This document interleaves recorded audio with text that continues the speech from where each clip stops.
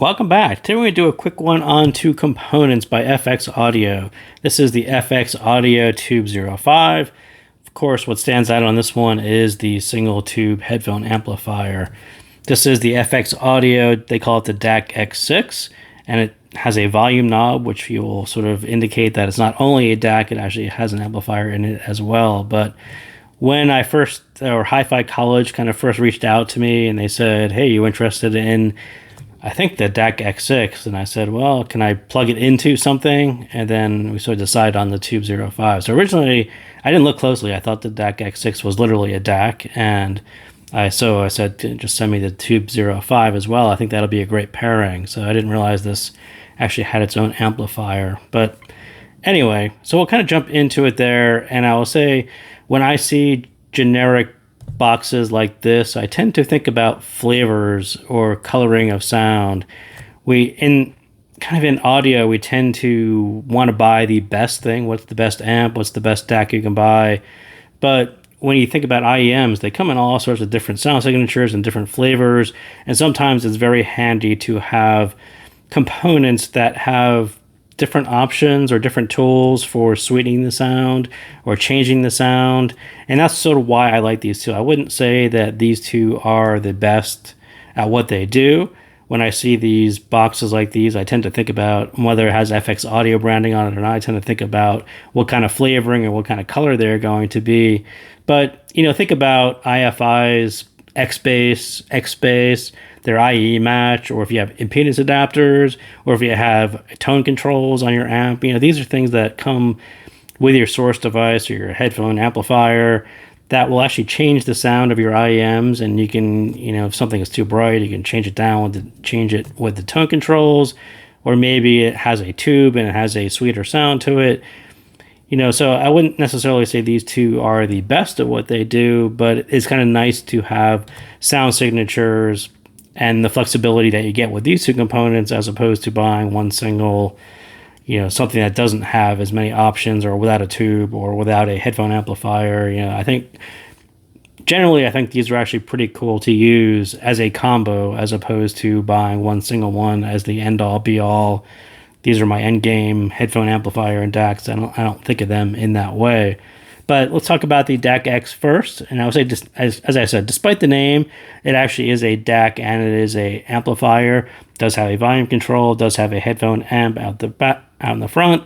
In the back, it actually does have your normal line level out through RCA. So it will function like a DAC if that's what you need. That's the way I ran the RCAs right into the inputs on Tube-05. Kind of that was the way I assumed they were going to be. And in the process of doing that, I'm like, hey, let me just plug in the headphone and see if it actually sounds the same as coming out of here. And it actually doesn't. It's actually a different amplifier section, probably a different amplifier signature. It definitely has an op amp, and it sounds quite a bit different than this one. So right away, I thought, wow, that was actually pretty cool. I sort of dumb lucked my way into finding two sound signatures from two boxes, and I had assumed that I was only going to get one. So yeah, that was sort of the first bonus that I noticed with these. I was like, that was kind of really lucky that it worked out that way, because I probably would have assumed that I was just going to use the amp. So chips in this one does come with an OPA 2134 PA. That is socketed, so I actually did replace that with a 1216, an OPA 16 or 1612, because I could and because I had some extras around. And that is a hard one to fit into normal AliExpress, black box style generic amps. I think that has been my problem child, and I've tried it on a few of them, and the 1612 tends to add a lot more noise, and for some reason it didn't add any noise on this one. I noticed it more on other portable amplifiers, so I had ended up buying a few of them, trying to find one that actually works, and so I had a bunch of extras that I haven't used because they were too noisy, and then I put it in here, works fine. So those of you who aren't familiar with the 1612, that is used in lots of higher end amps. It's just one that I'm familiar with, and that is why I keep on buying them, because they're used everywhere, but not so much in the more affordable range. So you do get three inputs on this one. You can kind of see them here, optical, USB, and coax. You do get two outputs, one of the headphone out on the front, and then RC on the back, like I mentioned. And I wouldn't say it's the best DAC. I think it's actually pretty good for the price, but the flexibility of using it as a head amplifier to start and then upgrading to an amp later is actually a kind of a bigger bonus than what you would typically find if you were just buying a straight up DAC. So the FX Tube-05 has even more sound options. So there's two sound profiles. They call it Tube and Direct or Tube and Default, and you can actually switch them with the remote control. And you can kind of see right up in this corner, it actually goes between, they call it RCA or Tube. If you look in the manual, I think it says Direct, or if you look at the menu on it, so if you push this in and don't touch the tube because it is quite hot like I just did.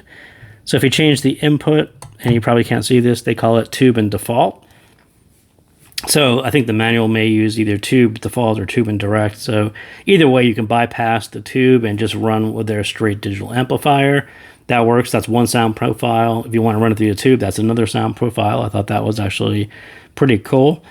For a single tube amp, I thought this one has some coloration to it, some warmth and some smoothness, but not the richer, more analog sound that you may be expecting from a tube amp with more tubes or a different style tube or a different brand of tubes. I thought this one was kind of, straight. It actually sounds pretty good. It sounds a little bit more detailed than I was thinking it was going to be, but it had a little bit of a sharpness to it that I wasn't actually expecting from a tube amp.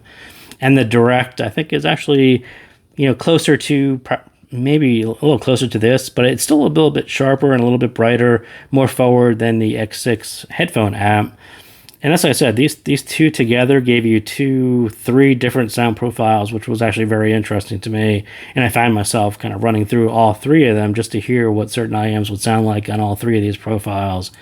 So yeah, pretty kind of interesting. Again, not what I was expecting when I had first started looking into them. It was kind of a bonus when I got it. But so on top of the Direct tube sound profiles, you do get tone controls, and if you look here, you can see treble. It has a treble 0 and a bass 0, so you can actually boost the treble, you can actually decrease the treble. It actually goes into negative numbers. Same thing on the bass, you can boost and take away bass. So basically a third profile, sound profile, that you can change for the IMs that you have in your ears. Maybe you like a little bit more bass, you can get that from your amp. So I thought tone controls is actually something kind of a huge bonus on a device like this. Something that you don't typically get on your DACs at all. On your DAC amps, you might have tone controls. Sometimes you have to buy the separate box, but again, having a DAC, having an amp, and then having tone controls, that's actually a pretty nice combination. So I could almost make the selling point for all 3 of these just based on the functionality they have, as opposed to saying that they are the best DAC amp, combo tube amp ever. But yeah, like I said, I found myself really running through all 3 sound profiles. I thought that was actually pretty good. On top of that, you can adjust the tone controls. 2 devices give you quite a few options on sound profiles and tweaks that you might not get on other similarly priced amps. There's lots of amps that come in similar generic looking black boxes with different branding on them. But I thought these 2 were actually pretty cool. And I think this was like $50 something, and I think this is right around the $100 mark. But I'll say my nitpick on the Tube-05 is actually the volume. So right away when you plug it in, and you typically have my player on my PC, foobar, the volume is kind of up, kind of high. So this is running straight into using this as the DAC, RCA into the Tube-05, line level out. The volume, like when you click it just to volume 1, it was actually really loud, and I was kind of surprised about how sensitive the volume was. So I ended up turning down foobar on my PC quite a bit lower just to get a usable volume range on the Tube-05. So one of the things, you kind of run into it occasionally. I don't run into it too often. Sometimes you even have a dongle that is the same way, where the volume steps are really huge compared to what you would assume they would be. And this was the same way. I thought volume 1, from volume 0, which is no volume, to volume 1 was actually quite a big jump, and you really have to play with your source to get the usable volume there. So if I had to buy just one, I would probably have bought the FX Audio the DAC-X6 just because it has the DAC in it and it has a headphone amp that was actually quite reasonable, and it had a socketed op amp, so you can actually change sound profiles within a range of op amps that you may have or desire to do that. So I did think this was probably the better deal, the better value, because you get quite a nice sound. I was kind of surprised how it kind of fit my preferences. You know, it is still a little color and all that, but this one was just a little bit brighter, a little bit sharper, even though it had a tube, and it didn't really remind me of a tube style sound. It kind of did have some smoothness and a little bit of warmth to it, but I think this amplifier design and the sound that they did on this was actually a little bit closer to what I prefer. So I tended to think about the DAC-X6 and use this one more than using the Tube-05. So that is what I got on this combination of devices, the Tube-05 and the X6. So do check out the links below if you're interested in them. And again, I will thank you guys again for tuning in, and I will see you next time.